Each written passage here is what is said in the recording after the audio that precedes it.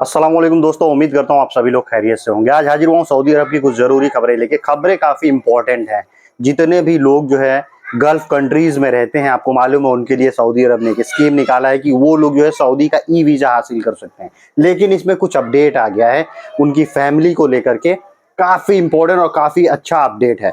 ये वीडियो आप लोग पूरा आखिर तक देखिएगा ताकि आप लोगों को समझ में आएगा। बहुत लोगों को इससे जो है फ़ायदा होने वाला है और बहुत लोग ऐसा सोच रहे होंगे ऐसा हो जाए, और ऐसा हो गया है। और उसके बाद से जौजास से लोगों ने कुछ सवाल किए थे तरह तरह के, लाइक किसी का फोटो इकामा में चेंज कराना है, उसके क्या कंडीशन रहेंगे।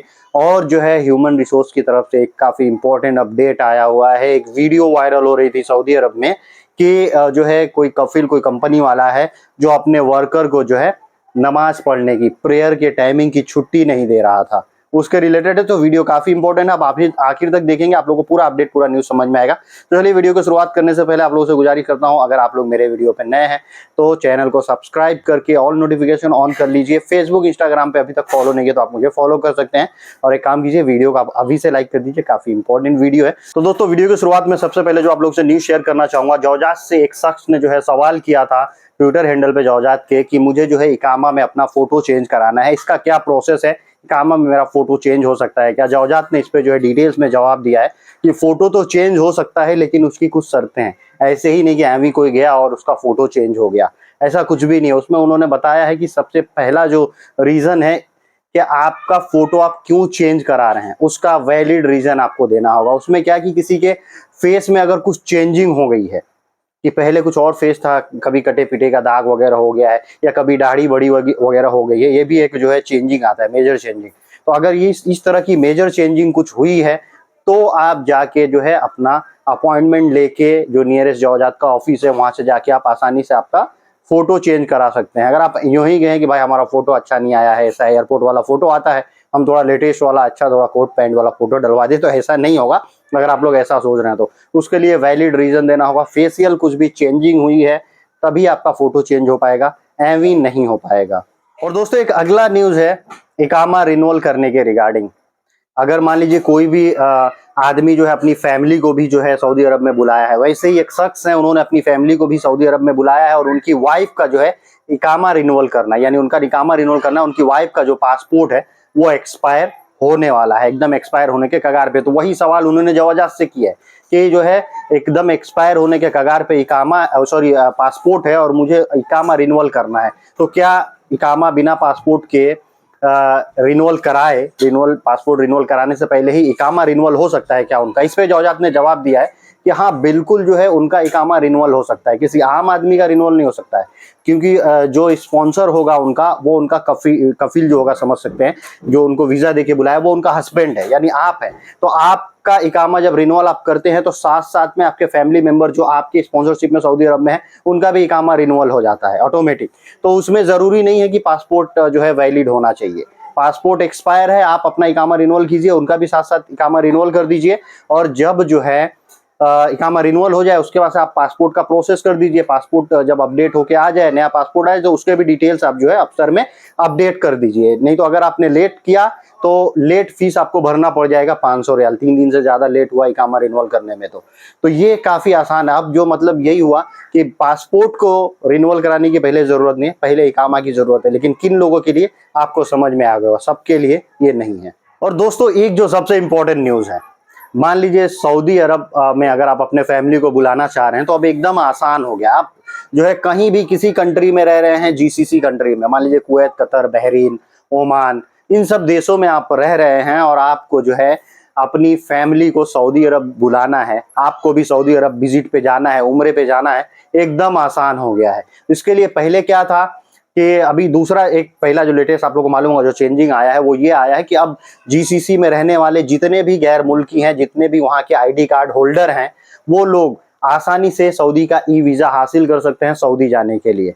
उसमें कोई भी जो है इकामे का जो प्रोफेशन है वो मान्य नहीं है, वो बाध्यता नहीं है। पहले क्या था कि कैटेगराइज किया गया था कि जिनके हाई प्रोफाइल के इकामा है वही लोग जो है सऊदी का वीजा लेके सऊदी अरब जा सकते हैं जीसीसी कंट्री के। लेकिन अब जो है ये खत्म हो गया, ये खत्म हुआ। एक लेटेस्ट अपडेट क्या है कि अब ये लोग जो है चाहे वो किसी भी इकामा पे हों, अगर अब वो लोग जीसीसी कंट्री में और सऊदी अरब जाना चाहते हैं और अपनी फैमिली को भी लेके जाना चाहते हैं, बहुत लोगों की ख्वाहिश रहती है अगर मैं दुबई में हूं तो मैं सऊदी जाऊं उमरा करने और लगे हाथ अपने फैमिली को भी बुला लूं ताकि उनका भी हो जाए, लेकिन वीजा में मुश्किल आएगी। लेकिन अब कोई मुश्किल नहीं आएगी, ई वीजा आप वहीं से अप्लाई कर दीजिए, ई वीजा अप्लाई करिए और आप अपनी फैमिली मेंबर्स जो आपके बीवी बच्चे वगैरह हैं, माँ बाप हैं, उनको आप जो है वीजा उनका इशू कर लीजिए। आप किसी भी गल्फ कंट्री में रहते हैं वहीं से, और उनका आप टिकट बनाइए और आप वहां से जाइए, आप इंडिया आके अपने साथ लेके जाइए, आसानी से सऊदी अरब चले जाइए, उन लोगों के साथ उम्रा वगैरह करके चले आइए। मतलब सऊदी का वीजा पाना अब एकदम आसान हो गया है, कोई बाउंड्रीज नहीं है। तो ये सबसे जबरदस्त न्यूज है, इसको तो आप लोग दोस्तों में शेयर कीजिए इस वीडियो को, ताकि जितने भी लोग जीसीसी में है ना वो उन तक ये खबर पहुंचे और इस न्यूज से अपडेट हो। अगर उनकी ख्वाहिश है ये, तो अल्लाह इस ख्वाहिश को पूरी करे और वो भी अपनी फैमिली को सऊदी अरब ले आके उम्रा वगैरह कराए या घूम फिर सके वहां पे।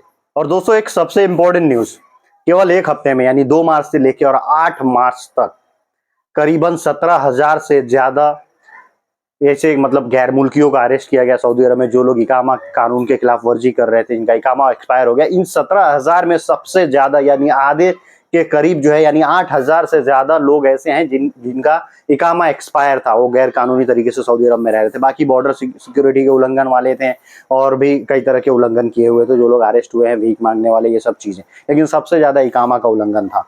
तो ये इकामा वाले जो भी लोग हैं अगर तहरील के जरिए जो अरेस्ट हुए हैं, ये सीधा डिपोर्ट होंगे और फिर लाइफ टाइम सऊदी अरब नहीं जा पाएंगे। ये नोट कर लीजिएगा आप लोग। इंडियन एम्बेसी के थ्रू आएंगे तो 5 साल के बाद सऊदी अरब आप आ सकते हैं। और दोस्तों जैसा कि आप लोगों को मालूम है, कल 11 मार्च था और 11 मार्च के दिन सऊदी में फ्लैग डे मनाया गया।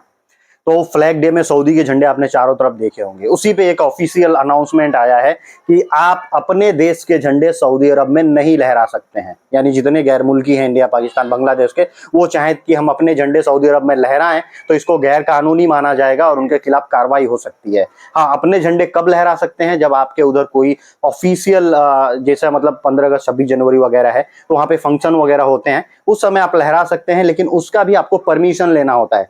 ये देखिए, अगर एम्बेसीज वगैरह हैं तो वो ऑथराइज रहती हैं, वो लहरा सकती हैं। उन सब जगहों पे तिरंगा लहर रहा है, उसका कोई मनाही नहीं है जो एम्बेसीज वगैरह है, क्योंकि वो ऑथराइज है। और दोस्तों अगला न्यूज आया है मिनिस्ट्री ऑफ ह्यूमन रिसोर्स और सोशल डेवलपमेंट की तरफ से।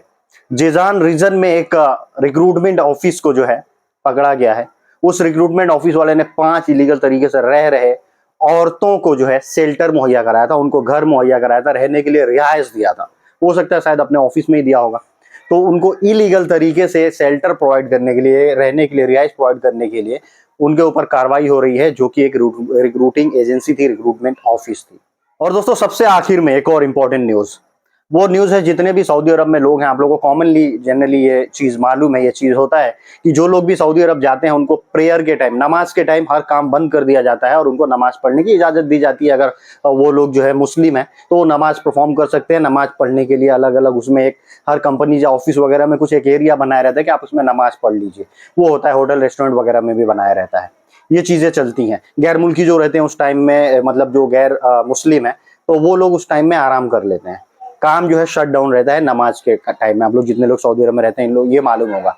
तो इस टाइम पीरियड में जो है एक ऐसी कंपनी का कंप्लेन आया है, उसके वर्कर लोगों ने कंप्लेन किया है, तो कि वो जो है उन लोगों को, वर्करों को नमाज के टाइम भी ड्यूटी कराता है, नमाज के टाइम भी काम कराता है, उनको नमाज पढ़ने का छुट्टी नहीं देता है। ऐसे हैं बहुत लोग जो ऐसा करते हैं। लेकिन जब आप कंप्लेन करेंगे उस सब चीज़ों का, जब आप आवाज़ उठाएंगे, तो ह्यूमन रिसोर्स जो है, मिनिस्ट्री ऑफ ह्यूमन रिसोर्स, वो जरूर उस पर संज्ञान लेता है और आप लोगों की मदद करता है और उन कंपनीज, उन एजेंसीज के खिलाफ जो है कार्रवाई भी की जाती है। और ऐसा इन लोगों ने जांच कमेटी बैठा दिया और जांच हो रहा है। और हो सकता है कि आने वाले दिनों में जो है ये जांच बड़े स्तर पे कराया जाए और चेक भी किया जाए कि कौन कौन लोग जो है नमाज पढ़ने का सहूलत नहीं दे रहे हैं, प्रेयर की टाइमिंग में उनको प्रेयर पे जाने नहीं दे रहे हैं, काम करा रहे हैं। तो आज की वीडियो को खत्म करता हूँ, यहीं पे मिलते हैं कुछ अगली वीडियो में।